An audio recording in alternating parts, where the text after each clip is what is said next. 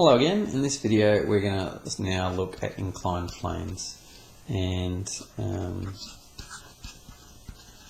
in this video I'm going to keep it simple. In the next video I'm going to do a more complex one involving friction and that sort of thing.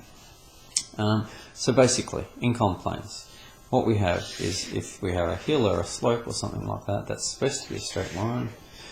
If you have some sort of situation and you have some angle here that the slope is on, we have some object with mass of m kilograms, then this is what happens.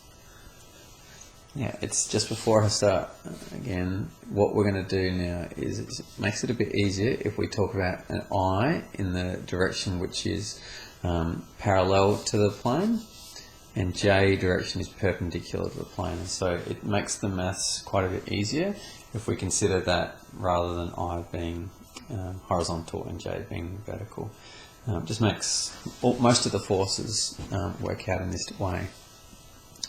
So what we have is we have our weight there, we have a downwards force, that's supposed to be straight down, still not very good, but we'll go with it. We have mg going downwards like that. We have a normal force which comes out perpendicular from the plane, normal force coming out in that direction. Now with this force, that we need to be able to break this up into its components, this particular mg force here. And the reason for that, I'll show you in a second, is coming down here like that and like that. Let's just have a look at this. If this is angle theta here, then this will also be, and you can go and figure it out, and if you don't believe me, but that angle there will be theta as well. If that's a vertical, perfectly vertical line, which is crap here, but that is theta. So perpendicular to the plane, that'll make angle theta. That means that this length of this line here will be mg cos theta, and this line over here will have length mg sine theta. What that means is that the component which is perpendicular to the plane is mg cos theta.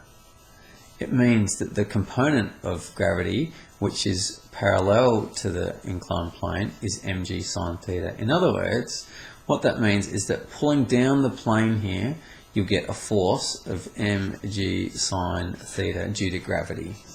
Now I've drawn that as a solid line. It really should be a component, a dotted line. But just to quickly show you that you're getting a force of mg sine theta down the slope. Also, you're getting this mg cos theta opposite the normal. And what that means is if it's not moving in this direction, in the j direction, that means that the normal force will be equal to mg cos theta most of the time, as long as there's no movement in the j direction. There's no force pulling it up or pulling it down or anything like that. So this makes the inclined plane type question quite easy to solve, because it's always mg sine theta, it's always mg cos theta, etc. So let's jump into a fairly simple example to illustrate this. So I'm just going to draw it. I'm not going to put it in words just because I just want to save a bit of time. So let's just have a look at this. So let's just have some block here. Let's just have 40 kilograms. Just make out numbers.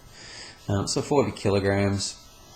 And let's say that we have a force.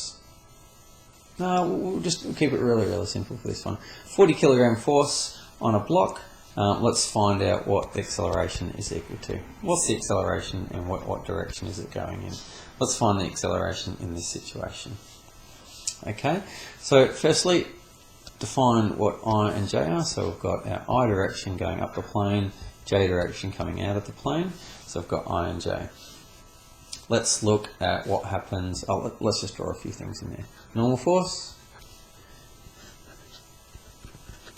gravitational force, and that's it. Okay.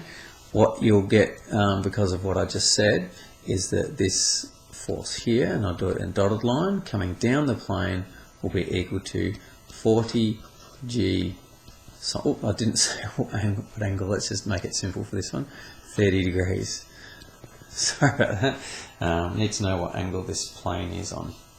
So 40g sine 30, and this component here, we won't draw it on for here, but we've got 40g cos theta coming out here. Okay, so let's have a look at what happens in the j direction. In fact, do we need to know the j direction? We don't actually need to know the j direction. Just for the purposes of showing you the method, I will do it, but in actual fact we don't need to know the j direction for this particular question. In the j direction we have R is equal to ma. It's nice to know what the normal force is equal to anyway. I do want to illustrate this mg cos theta thing. So R is equal to ma. Now it's not moving, it's not going up and down in this j direction, and so this will be equal to 0. Okay, so therefore our resultant force in the positive direction we have N, in the negative direction, so in this direction, I'm doing green. In this direction here, what is happening in that direction there? And that's the mg cos theta which I was talking about. That's the component of 40g that we're looking at. So in there, so it's n minus 40g cos 30 is equal to mass, so 40 times the acceleration. Its acceleration is 0, it's not moving in the j direction. And so that's nice and easy. So therefore, n is equal to 40g cos 30. Like I said, it's not moving in that direction, so the normal force is just equal to mg cos theta. Cos theta is cos 30. Sorry, is 3 root 3 on 2. Sorry, so that'll be root 3 20 root 3. So 20 root 3 g. So there's your normal force there, is equal to 20 root 3 g. Again, we didn't need to know that actually. It doesn't matter in this case. In the next, usually it will, but in this case it doesn't because it's a very, very simple problem. In the I direction, let's have a look what happens in the I direction. So always start with R equals ma. Let's have a look at our total force. In the positive direction, what force do we have? We have nothing. Okay, I was going to do something where we've got a force pulling it up the hill, but I'm not going to do that. So, well, I didn't do that. So no force in that. In the negative direction, what do we have? We have negative 40g sine 30. So there's our component of gravity that's pulling it down the hill. So negative 40g, that's my total force acting on it, is equal to mass times acceleration. So 40 times acceleration. So there's my equation of motion in the I direction. Therefore, let's have a look at this. Sine 30 is half, so that's negative 20g is equal to 40a. Therefore, acceleration is equal to negative half g. Now, just to give you some sort of roughy here, g is 9.8, so that's 4.9, so that's negative 4.9 meters per second squared.